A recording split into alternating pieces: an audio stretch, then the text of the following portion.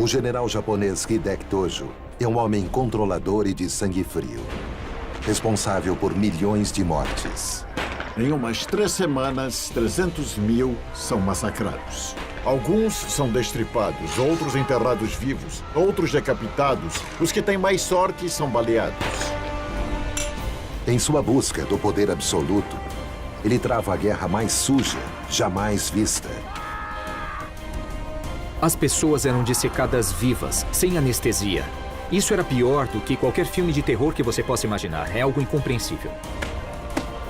Esta é a história do líder japonês que foi responsável pelo ataque em Pearl Harbor, por um holocausto asiático e pela tortura de prisioneiros de guerra.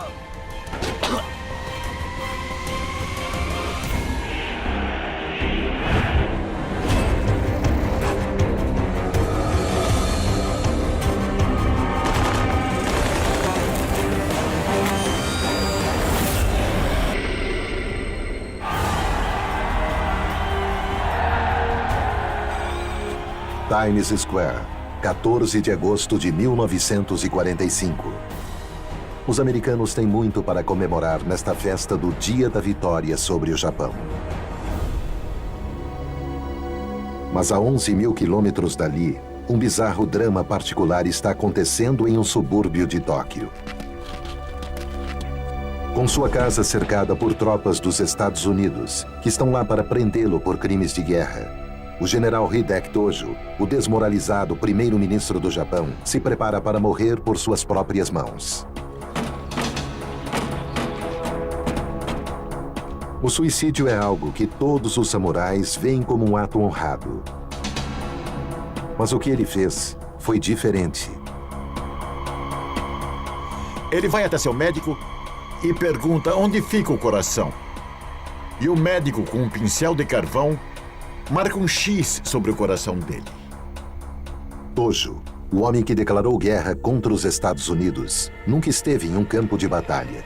Ele está mais acostumado com canetas tinteiro do que com pistolas. Ele pega a pistola, mira muito mal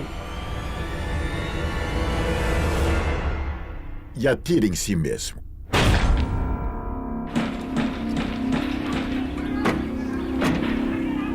Eles entram quando ouvem o disparo. Ele está caído e sangrando muito.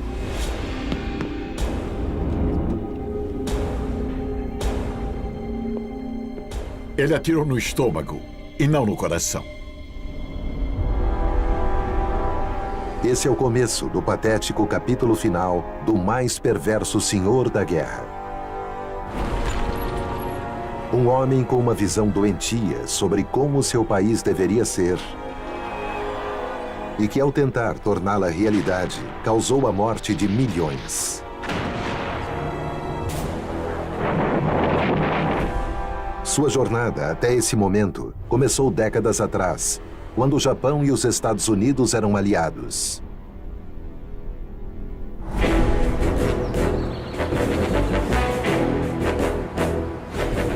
Em 1904, o Japão é uma potência emergente que quer demonstrar sua força. Ele se vê como líder natural da Ásia. Um império esperando para acontecer. Ele tem o povo mais inteligente, os guerreiros mais resistentes e um imperador que é um deus vivo. Um dos novos talentos do exército imperial japonês é um jovem segundo-tenente, Hideki Tojo. Ele é extremamente esforçado e tem um intelecto particularmente afiado. Seus colegas o apelidaram de A Navalha. Ele nasceu em uma família de militares. Só o que ele conheceu na vida foi a disciplina militar. Sua vida privada, sua vida familiar, mesmo tendo se casado e tido filhos, não significava nada para ele. O Japão era sua causa, o Império e o Imperador eram sua causa. Ele avançaria com o Japão. Mas ele precisava ascender no sistema para servi-lo com eficiência.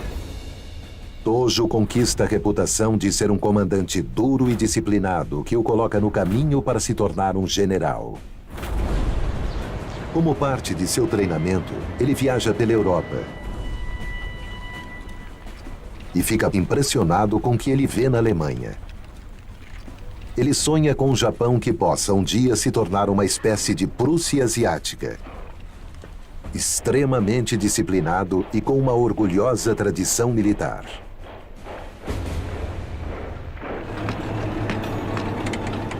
Mas ao invés disso, quando Tojo volta para o Japão, ele vê sua amada pátria se afundar no caos. Um breve flerte com a democracia de estilo ocidental nos anos 20 e atingida contudo pela crise econômica e se segue ao crash da Bolsa de Wall Street. A elite política do país não consegue lidar com o início da Grande Depressão em 1930. O país enfrenta convulsões sociais e os protestos tomam as ruas. Cada vez mais as pessoas passam a olhar para o imperador e para o exército em busca de liderança. Há uma sensação de que o exército precisa fazer alguma coisa para salvar o Japão. Mas é claro, a motivação do exército também é egoísta, porque eles querem se colocar numa posição de poder para promover sua própria pauta, que é a expansão imperial. O exército acredita que a solução está em criar um império. Mas ele está dividido em duas facções, cada uma profundamente oposta à outra. Você tem a Kodoha, a facção do caminho imperial em inglês. E esses caras estão principalmente interessados em tentar derrubar a União Soviética, por incrível que pareça. O Japão e a União Soviética têm rivalizado há séculos pelo controle do Nordeste Asiático. E a Kodoha quer acertar as contas com os russos. O outro grupo, a Toseiha, conhecida como Grupo do Controle, está principalmente interessado numa guerra com a China. Eles sabem que invadir a China vai fornecer os recursos naturais de que o Japão precisa desesperadamente para construir seu império. A Toseiha também defende a adoção de táticas e métodos militares mais modernos, tecnocráticos e ao estilo europeu.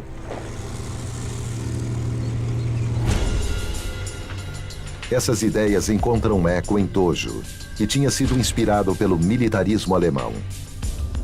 E um dos principais líderes da Toseiha, o major-general Tetsuzan Nagata, se torna o seu mentor e amigo íntimo. Porém, Nagata é profundamente odiado pela facção rival. E conforme as tensões aumentam entre os dois lados, um jovem oficial da Kodoha, o tenente-coronel Saburo Aizawa, decide resolver o assunto com suas próprias mãos.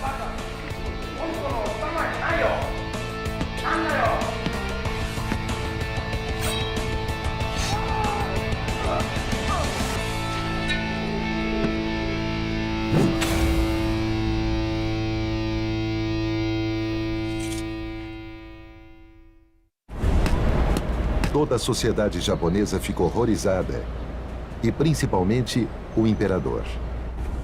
Ter oficiais do exército imperial, a mais respeitada instituição do país, matando uns aos outros é inaceitável. As autoridades precisam de alguém brutalmente eficiente para restaurar a ordem e a disciplina. A escolha óbvia é Tojo, a navalha. Tojo era meio desconhecido. Na prática, ele acaba favorecendo a facção controle. E assim, ele basicamente extermina a facção contrária. Tojo começa sua inexorável ascensão ao poder. Sua tarefa é identificar os oficiais por trás do assassinato e levá-los a julgamento. Seus métodos envolvem intimidação e tortura.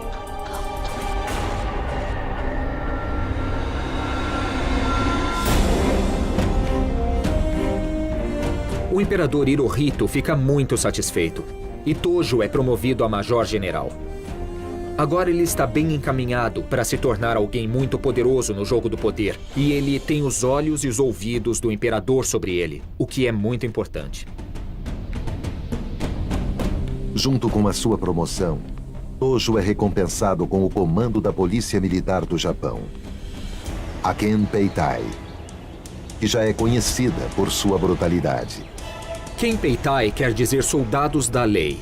Isso já indica, logo de cara, que eles são uma espécie de tropa política e judicial. O que começou com uma força policial militar, agora se transforma em algo parecido com a Gestapo de Hitler, procurando possíveis subversivos em todo o Japão e em seus territórios. Eu diria que a Kempeitai provavelmente era a força militar mais paranoica que já existiu. Eles basicamente suspeitavam de todo mundo. A primeira coisa que ia acontecer com você, se você fosse levado por eles para um interrogatório, é que eles iam te espancar com uma brutalidade extrema antes mesmo de fazerem perguntas. Sob Tojo, a Kempeitai se torna uma das mais sádicas forças policiais paramilitares de toda a história, com uma brutalidade comparável à de qualquer força nazista. Eles são mestres em todos os tipos mais horríveis de tortura e eram muito temidos pela população comum japonesa. Uma organização profundamente amoral, comandada por pessoas extremamente duvidosas, que são leais apenas às autoridades militares centrais. Tojo usa Kempeitai para atacar a todos os que poderiam se opor às suas ambições imperiais para o Japão.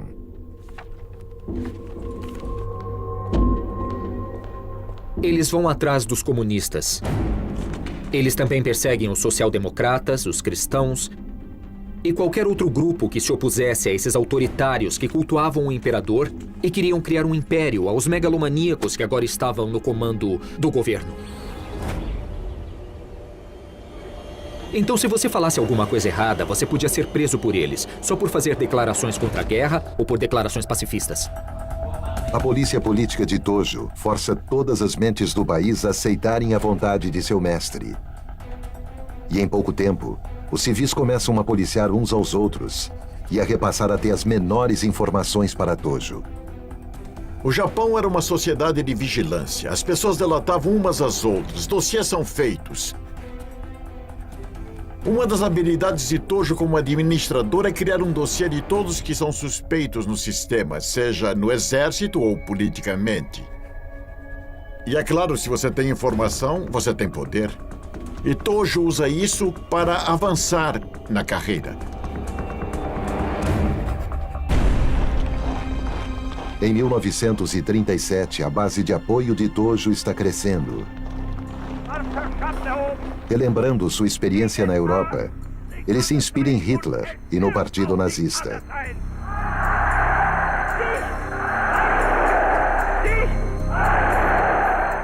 Tojo é atraído por uma das principais ideias nazistas, a de que a expansão territorial seria justificada pela superioridade racial.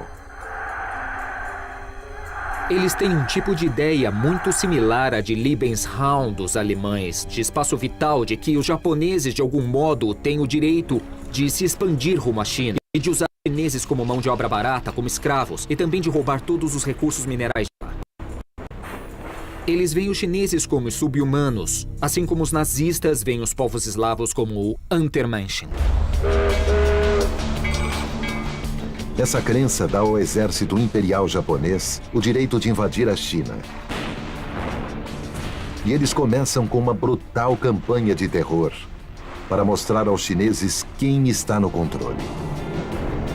O mundo observa horrorizado, enquanto Tojo, apesar de não estar diretamente envolvido, está muito satisfeito. Para ele, isso é uma prova do grande poderio do exército japonês e uma confirmação de sua superioridade racial.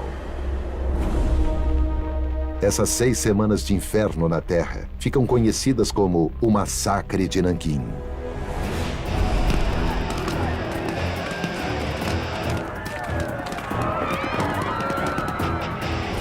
No intervalo de 3 semanas, 300 mil chineses são massacrados. Foram mortos de uma maneira brutal. Alguns são estripados, outros são cobertos com gasolina e incendiados, outros são enterrados vivos, outros decapitados. Os que têm sorte são baleados. E junto desse tratamento monstruoso dos civis, o estupro em série de umas 20 mil mulheres em um período de 3 semanas. E o assassinato das mulheres violentadas com baionetas após os estupros em massa. É quase inacreditável e difícil de descrever. Por sua posição, Tojo estava bem informado sobre isso. Nós sabemos que o processo inicial dos massacres durou por várias semanas. Então isso não é só um caso dos vencedores chegando e saindo do controle por alguns dias. Isso foi um massacre planejado. Para Tojo, Nanquim é um exemplo do que o Japão deveria fazer, e quanto mais, melhor. Como parte de seus planos para impressionar o imperador, ele começa a pressionar para que o Japão coloque não apenas a China, mas toda a Ásia sob seu domínio. Seu plano funciona. O imperador fica impressionado e o promove a ministro do exército. Agora ele é o representante do exército no gabinete ministerial e o soldado com mais influência política em todo o país. Assim como ele entrava no gabinete como ministro do exército, ele passava a ter o palanque. E ele era um homem muito bem articulado, que falava com firmeza e que tinha opiniões bem fortes. Nas reuniões de ministros, Tojo dominava os debates. Com seus novos poderes, Tojo pretende consolidar o controle do Japão sobre os chineses, esmagando qualquer tipo de resistência.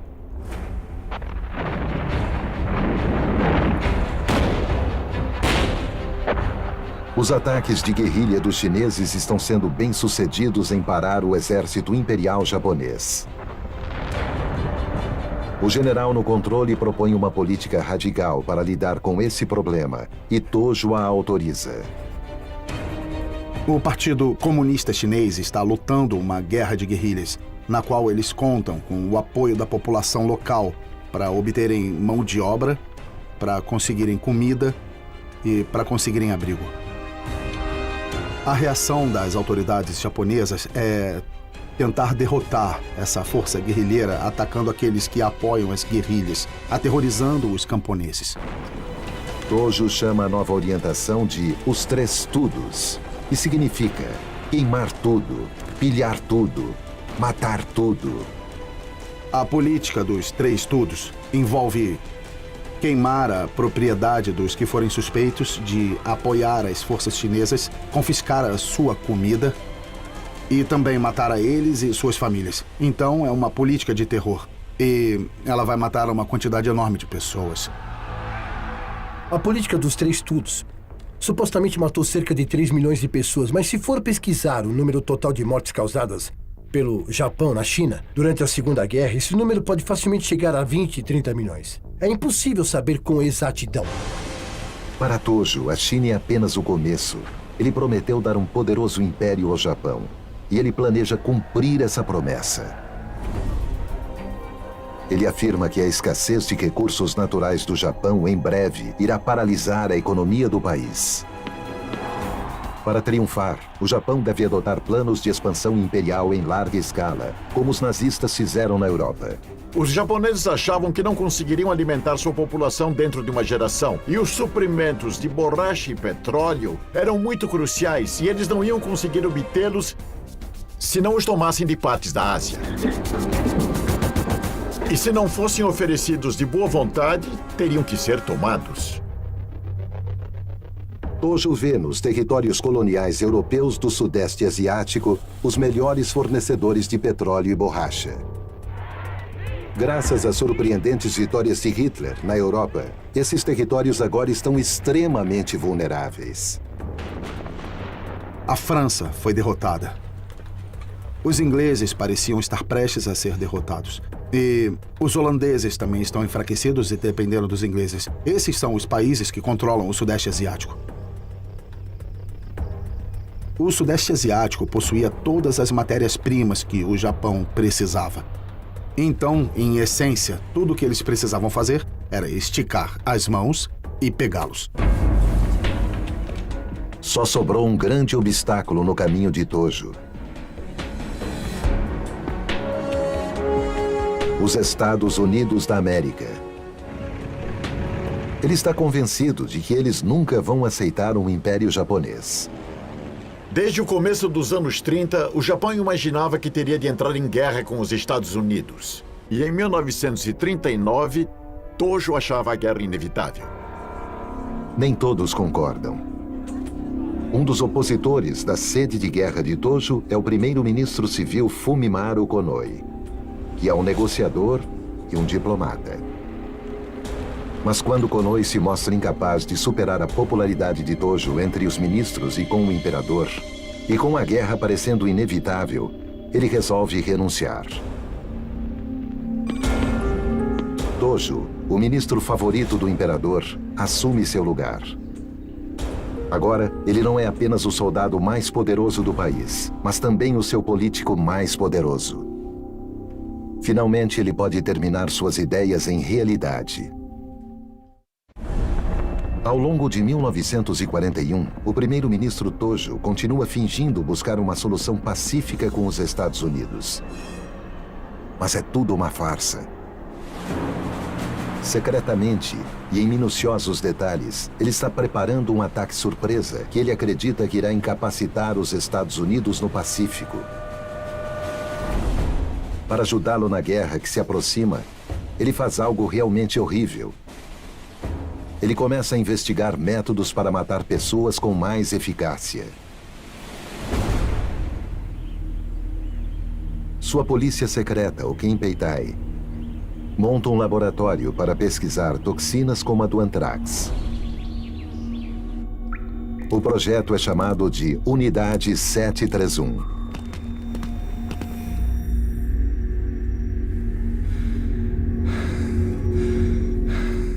A Unidade 731 é uma instituição japonesa de armas químicas e biológicas.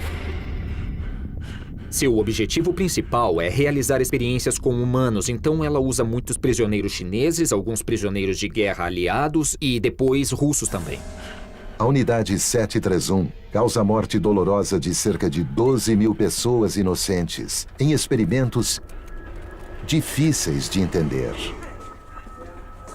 Eles mantinham milhares de pessoas presas, homens, mulheres e crianças. As pessoas eram dissecadas vivas, sem anestesia, porque a anestesia poderia interferir nos resultados finais. Os cientistas de Tojo realizam experimentos de uma crueldade inimaginável, sistematicamente investigando os extremos do sofrimento humano. Muito do que hoje sabemos sobre queimaduras de gelo vem da Unidade 731.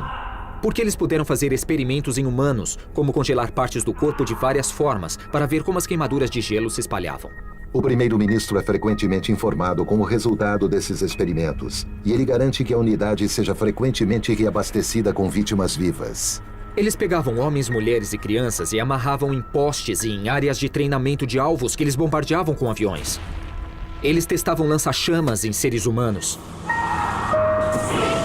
Era pior do que qualquer filme de terror que você possa imaginar. É uma coisa incompreensível. Eles exploraram os limites mais sombrios da crueldade humana em nome da ciência. No final de 1941, as preparações de Tojo para a guerra com os Estados Unidos estão completas. Chegou a hora de encerrar as falsas negociações.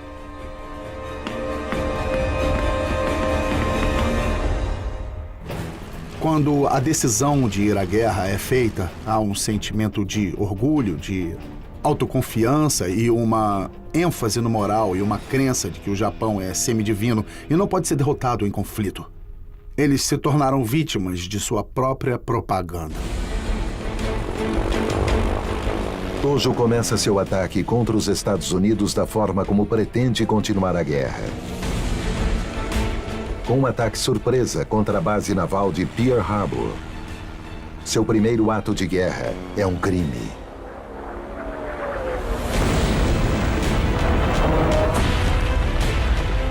A justificativa japonesa, segundo eles, para Pearl Harbor foi: nós não precisamos declarar guerra porque a própria guerra já é uma declaração. Bom, isso quebra todas as regras, mas tem uma lógica brutal e perversa.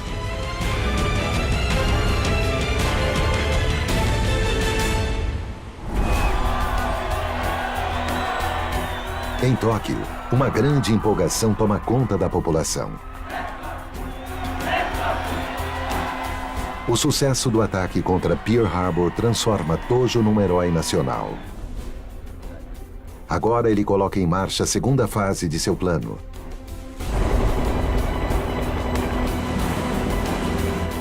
O exército japonês invade a Península Malaia, controlada pelos britânicos. Em sua ponta está um dos prêmios mais cobiçados pelo Japão, Singapura. O Japão nunca assinou a Convenção de Genebra. E em um manual de campanha do exército escrito por Tojo, ele afirma claramente que na guerra, a rendição é um ato desonroso. Por causa disso, os soldados japoneses são impiedosos com os aliados. Um exemplo é o incidente do Hospital Alexandra, quando os feridos britânicos e a equipe médica tentam se render.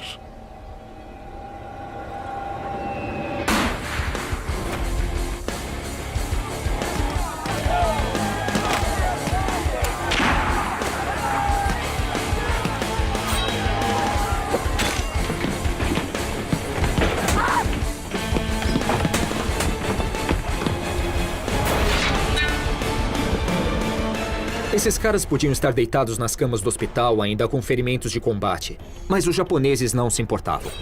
Esses excessos de brutalidade são incentivados pela poderosa mistura feita por Tojo entre o nacionalismo japonês e a ideologia racista adotada dos nazistas. Os japoneses sentiam uma enorme raiva e xenofobia e tinham um enorme sentimento de vingança contra os aliados ocidentais. Era uma guerra racial. Eles estão simplesmente matando pessoas em grandes quantidades para pôr para fora um pouco desse ódio xenofóbico acumulado pelo Ocidente. Mais e mais vezes, conforme a máquina de guerra de Tojo se espalha pelo Sudeste Asiático, esse mesmo padrão de selvageria irracional se repete. Em dezembro de 1941, o Japão invade as Filipinas e rapidamente empurra as mal preparadas forças filipinas e americanas até a península de Bataan. A Batalha de Bataan termina com uma enorme rendição americana. Os capturados pelos japoneses são forçados a marchar para campos de prisioneiros. A ideia é marchar com eles até um terminal ferroviário numa certa cidade e depois colocá-los em trens de transporte de gado para levá-los até uma série de campos de prisioneiros. Mas os japoneses fazem disso uma marcha da morte. O exército japonês vê seus novos prisioneiros com desprezo e os maus tratos contra prisioneiros se tornam cotidianos. Nenhum soldado é honrado se ele se render. Isso é ligado a essa noção de honra dos samurais. E um soldado honrado prefere morrer a se render. Quando eles faziam prisioneiros, a violência contra os prisioneiros era feita deliberadamente. O que se segue é uma marcha forçada de 100 quilômetros de 80 mil prisioneiros de guerra, do campo de batalha até os campos de prisioneiros, na qual milhares de homens vão ser mortos deliberadamente. Ela vai ficar conhecida como a Marcha da Morte de Bataan. Eles trabalhavam até morrer. Não recebiam tratamentos médicos, e isso era uma política consciente, não apenas um incidente de guerra, algo acidental. Esse é o argumento mais forte contra Tojo e o regime militar do Japão. O fato de que ativamente encorajavam a brutalidade como política. O tratamento das tropas americanas e filipinas pelos japoneses após a Batalha de Bataan entra para a história como um dos atos mais horrendos de Tojo.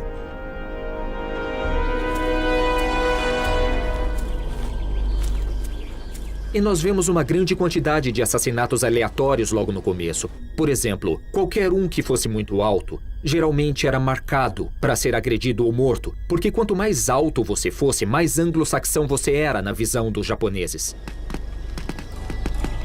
Eles não davam água de propósito para os prisioneiros, e a única água que eles podiam tomar era de bebedouros de búfalo sujos que estavam repletos de doenças.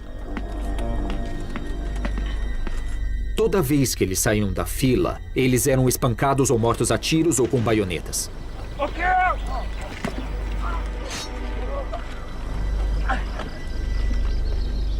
Todo esse processo era para aliviar a carga, digamos assim. Eles matavam praticamente todos que não conseguissem mais caminhar com as próprias pernas. Qualquer um que estivesse doente, ferido ou machucado de algum modo. Esse é um dos episódios mais chocantes no tratamento de prisioneiros de guerra aliados. A escala dos assassinatos cometidos pelo exército japonês é uma coisa muito singular e muito extraordinária. Literalmente, em cada um dos lugares que eles ocuparam, houve cenas chocantes de brutalidade. E não só contra os soldados, que talvez pudéssemos entender, mas contra freiras, padres, nativos locais, que não tinham feito nada contra eles. Decapitavam, humilhavam, torturavam de maneiras muito chocantes.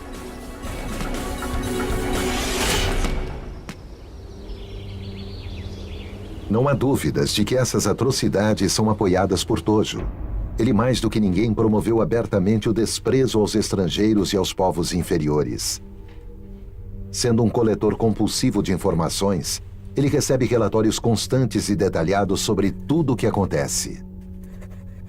Você tinha a Cruz Vermelha divulgando a informação de que havia acusações de maus tratos contra prisioneiros de guerra. Então, Tojo sabia que essas acusações tinham sido feitas e estava sabendo que isso estava acontecendo. Por acaso ele intervém para indicar que esse comportamento era inaceitável? Não há nenhum indício que indique que ele fez algo sobre isso. Conforme o exército imperial japonês varre a Ásia, ele faz milhares de prisioneiros de guerra americanos, britânicos, holandeses e australianos. Movidos pelo ódio racial, as tropas de Tojo tratam seus prisioneiros pior do que animais de carga, expondo-os a fome, torturas e execuções arbitrárias.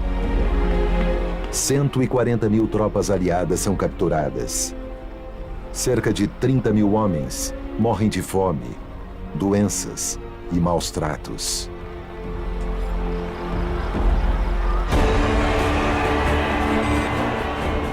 Agora, no auge de sua popularidade, Tojo aguarda uma rendição americana a qualquer momento. E ele se aproveita disso para conquistar ainda mais poder político. Com os postos de primeiro-ministro e de ministro do Exército, agora ele vai assumir pessoalmente todos os outros postos importantes do governo. Ele se torna o secretário do Interior, o ministro da Defesa, da Guerra e das Munições. Ele tem o máximo de poder que um indivíduo poderia ter abaixo do imperador. A guerra se tornou o projeto pessoal de Tojo. E ela parece estar indo perfeitamente. Mas essa ilusão está prestes a ser destruída.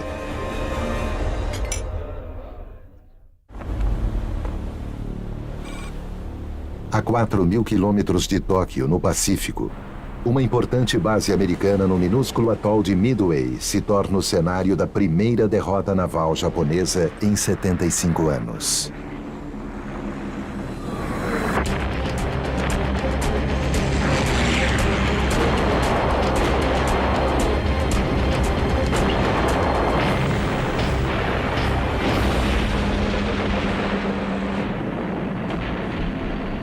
A Batalha de Midway acaba com o domínio naval japonês no Pacífico. Para Tojo, o homem cujo poder depende da promessa de dar a vitória a seu imperador, isso é um desastre pessoal e político. Sua carreira, seu futuro e suas crenças dependem do sucesso na guerra. Não há espaço de manobra. Ele não tem como justificar uma derrota e esse é o grande dilema de Tojo. Tojo está entrando em águas turbulentas. Então ele se volta para o princípio guia do exército japonês. O espírito samurai, que prefere o suicídio à derrota. Em nome do imperador, ele manda a população civil japonesa lutar até a morte. Todos têm que estar prontos para morrer, até as crianças. Ele ainda acredita na vitória final. Mas ele vai mudando o discurso, diz que ela pode demorar mais, que pode exigir um esforço maior da população. E é por isso que o argumento de que eles precisam militarizar a sociedade inteira se torna tão poderoso. Com rifles de madeira, as crianças treinam na escola ouvindo a frase: mesmo sendo crianças, vocês são soldados do Império. Armar as crianças não resolve o problema de Tojo. As forças americanas no Pacífico estão se aproximando do Japão continental a uma velocidade preocupante. Novamente, Tojo vai procurar por inspiração na Alemanha de Hitler. Ele não vai apenas comandar politicamente o Japão. Ele vai assumir o controle pessoal do exército, mesmo tendo pouquíssima experiência de combate. Em fevereiro de 1944, ele consegue se livrar do general Suyamo, que era o comandante do exército, e também assume esse posto de comandante do exército. Isso é uma concentração de poderes impressionante. E ela demonstra bem o que eu chamaria de tendências totalitárias de Tojo, que lembram muito a de Stalin, ou mesmo de Putin, por exemplo. A situação que ele enfrenta seria um desafio mesmo para um comandante muito experiente. As forças americanas estão bloqueando os campos de petróleo recém-conquistados do Japão, o que aumenta a pressão para obter novos recursos. Então Tojo apoia um plano completamente temerário para invadir o rico e fortemente protegido subcontinente da Índia. Seu plano é forçar os ingleses a saírem da guerra.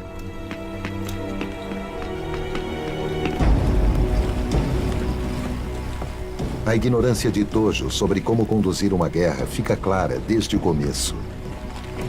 O exército simplesmente não tem suprimentos nem bases de apoio bastante para a invasão. O sistema logístico deles, basicamente, se resume a marchar com 30 mil bois com eles, que vão ser consumidos rapidamente. Eles esperavam capturar os estoques de suprimentos aliados, o que não aconteceu. E, é claro, rapidamente a ofensiva deles perdeu o ímpeto.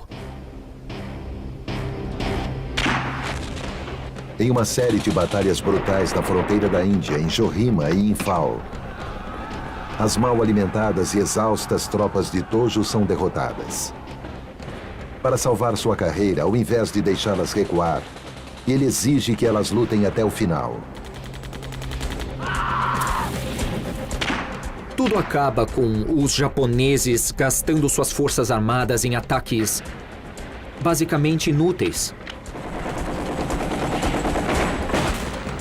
como ataques frontais, que eram repelidos com muitas baixas. E no outro dia eles faziam exatamente o mesmo ataque, no mesmo lugar e no mesmo horário. E de novo, de novo e de novo. E isso também mostra como eles se importavam pouco com as vidas de seus homens. O soldado japonês comum é só uma ferramenta do imperador. Ele é uma coisa que pode ser descartada se for necessária, em nome desses ideais.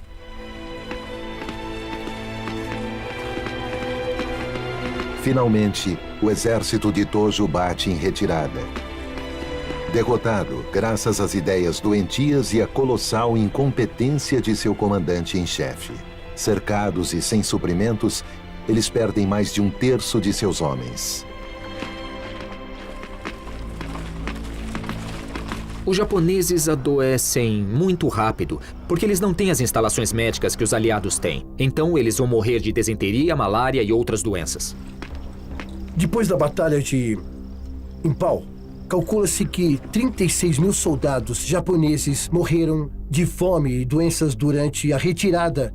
E isso de um exército de 90 mil soldados.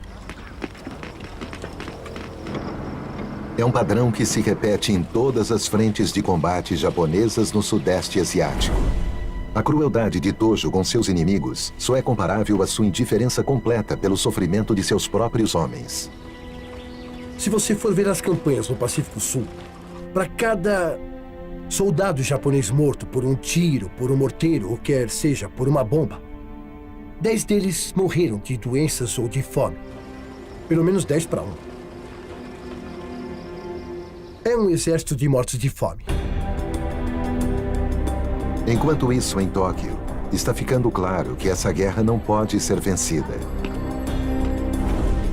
Tojo enfrenta cada vez mais pressões políticas e tenta manter a insatisfação popular sob controle. Circulam até rumores sobre planos para assassiná-lo. As coisas simplesmente estão fugindo do controle dele. Começam a surgir reclamações contra ele e de todos os membros do governo. Ele é um líder político derrotado, ele é um senhor da guerra derrotado. E em 44 está claro que o tempo dele está acabando. Mas ao invés de buscar a paz, Tojo decide dobrar a aposta. Enquanto sua aventura indiana desmorona, ele volta sua atenção para a frente do Pacífico. E se for preciso sacrificar civis além de soldados, que seja.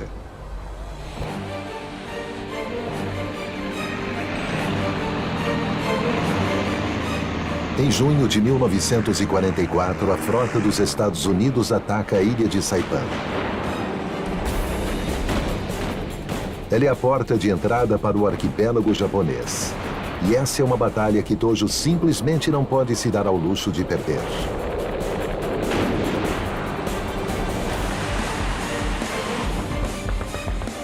Mas Saipan é capturada. E o general japonês encarregado de sua defesa segue as ordens de Tojo de lutar até a morte, bem como quase todos os seus homens.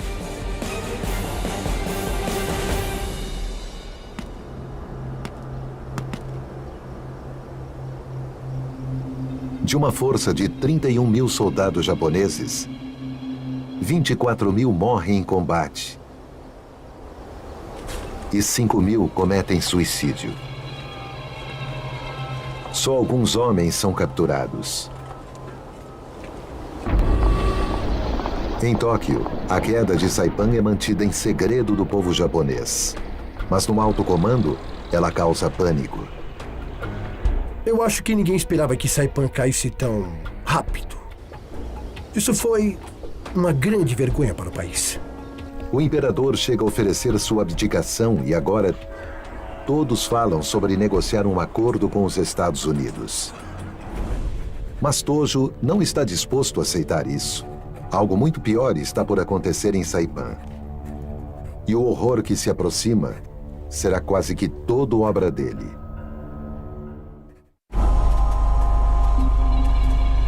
As tropas americanas em Saipan observam chocadas, enquanto muitos e muitos civis japoneses cometem suicídio. Alguns saltando de colinas.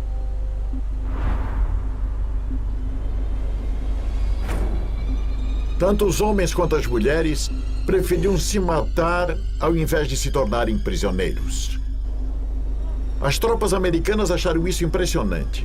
Ofereceram uma trégua a eles e a transmitiram por dias pelos megafones. Vocês podem se render. Mas milhares em Saipan preferiam pular para a morte ao invés de se render. Para as tropas americanas, o suicídio em massa de civis japoneses é incompreensível. Desconfia-se que Tojo tenha convencido o imperador a ordenar os suicídios. Seu perverso temor é de que, caso eles se rendam, eles sejam bem tratados.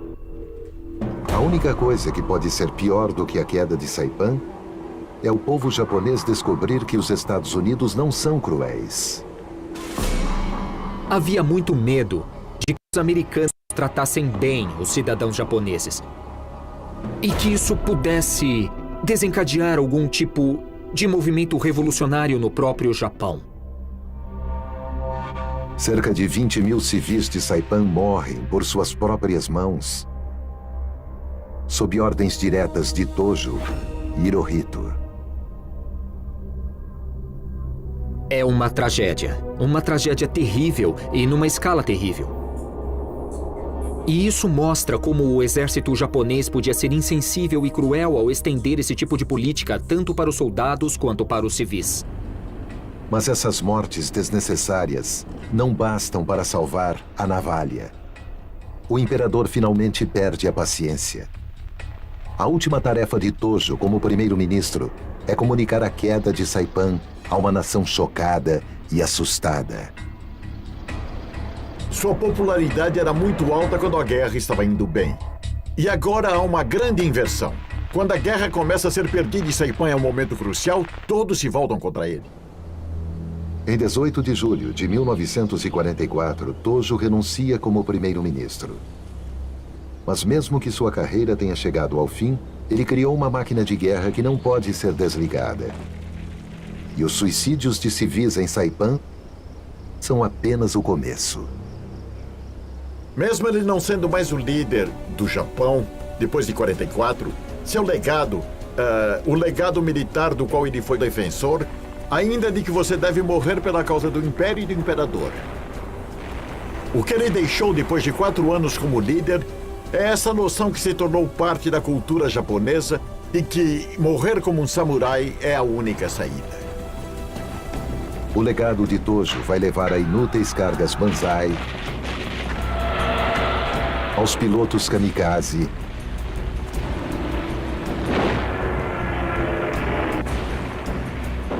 e ao massacre sem sentido de centenas de milhares de soldados e civis japoneses durante mais um ano brutal. Em fevereiro de 1945, os Estados Unidos invadem as ilhas filipinas de Leyte e Luzon, expulsando os japoneses da capital Manila em uma das batalhas urbanas mais sangrentas da guerra. Agora, os americanos se preparam para atacar o arquipélago japonês.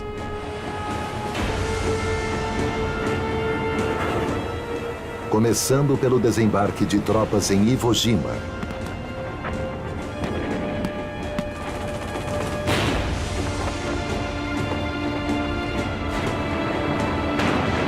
E em seguida, em Okinawa. Os combates são brutais. E as forças japonesas com menos tropas e menor poder de fogo se agarram desesperadamente à ideia que Tojo tinha defendido com tanto fervor: lutar até a morte.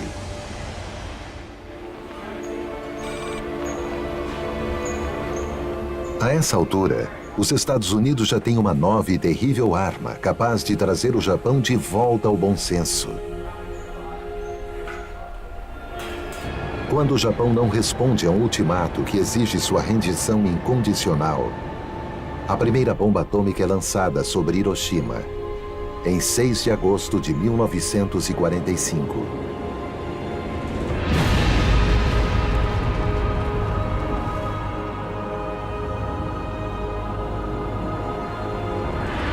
Matando mais de 66 mil pessoas.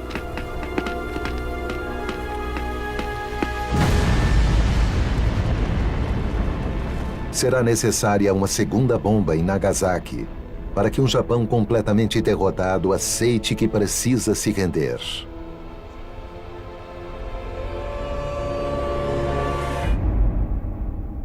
No final, as 2 bombas atômicas vão matar muito mais de 100 mil pessoas.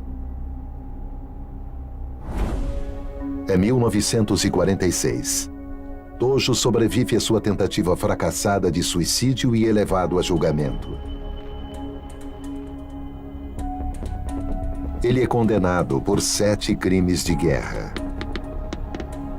No julgamento, Tojo não se desculpa pela guerra. Ele diz que foi uma guerra honrada, que foi travada pela sobrevivência do Japão como nação. E que apesar de algumas coisas terem acontecido na guerra, das quais ele se arrepende, mas ele não diz quais, ele não se arrepende da guerra, de Pearl Harbor, e acredita ter agido com honra. Até o final, Tojo não vai admitir sua culpa.